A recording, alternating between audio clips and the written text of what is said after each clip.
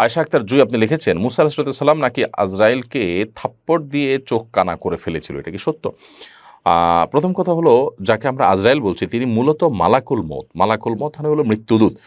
তো মৃত্যুদূত তাকে আপনার মালাকুল মউত বলা হয়েছে কোরআনে কারিমে এবং হাদিসে, বিধায় আমরা সেটি বলবো, এটা অধিকতর উত্তম।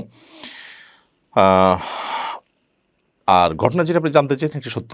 সহিহ বুখারীতে বর্ণিত হয়েছে যে মালাকুল মউত যখন মুসা আলাইহিস সালামের জান কবজ করার জন্য এসেছেন, তিনি তাকে চড় কষে দিয়েছেন এবং তার একটা চোখ কানা হয়েছে, যদি আল্লাহ তাআলা পরে সেটা সুস্থ করে দিয়েছেন। তখন মালাকুল মউত আল্লাহর কাছে যেয়ে বললেন যে, আল্লাহ, আপনি আপনার এমন এক বান্দার রূহ কবজ করতে পাঠিয়েছেন, তিনি তো আপনার নবী, আপনার রাসূল, সাধারণ কোনো মানুষ তো না, কিন্তু তিনি মৃত্যুবরণ করতে চাচ্ছেন না। তো আল্লাহ রাব্বুল আলামিন তখন ফেরেশতাকে মালাকুল মউতকে বললেন, তুমি যাও।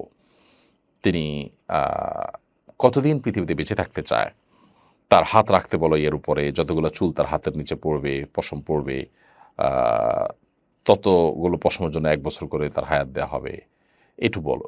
তো এইটুকু এসে ফেরেশতা যখন বলল যে, আপনি এসে পিঠের উপরে আ হাত রাখেন, যতগুলো চুল পড়বে ততগুলো বছর আপনি হায়াত পাবেন। তখন মুসা আলাইহিস সালাম বললেন যে, এরপর? বলল যে, এরপর তো মৃত্যুবরণ করতে হবে। মুসা আসলাম বলছেন, তাহলে আর লাভ কি? মানে একসময় যখন মারাই লাগবে, চলেই যেতে হবে, তাহলে আর লাভ কি? একজন ঈমানদার তিনি দুনিয়াতে লম্বা সময় থেকে ভালো কাজ করে যাওয়ার চেষ্টা করবেন। তো এটা কোনো খারাপ কিছু না। এটা বরং প্রশংসনীয় বিষয়। ইবাদত করার জন্য দুনিয়াতে বেঁচে থাকার চেষ্টা করা। দুনিয়া ভোগ করার জন্য নবী বা রাসূল বা আল্লাহর কোনো প্রিয় বান্দারা থাকতে চান না মূলত। এখানে সেই ব্যাপারটা ঘটেছে। আর এরপর তিনি অবশ্য বলেছেন যে, না, তাহলে আর লাভ কি? তাহলে এখনই চলে যাই। তারপর তিনি স্বাভাবিকভাবে মৃত্যুবরণ করেছেন এবং দুনিয়া থেকে চলে গেছেন। এই ঘটনা সত্য এবং সহিহ বুখারীতে এটি হাদিসে এসেছে।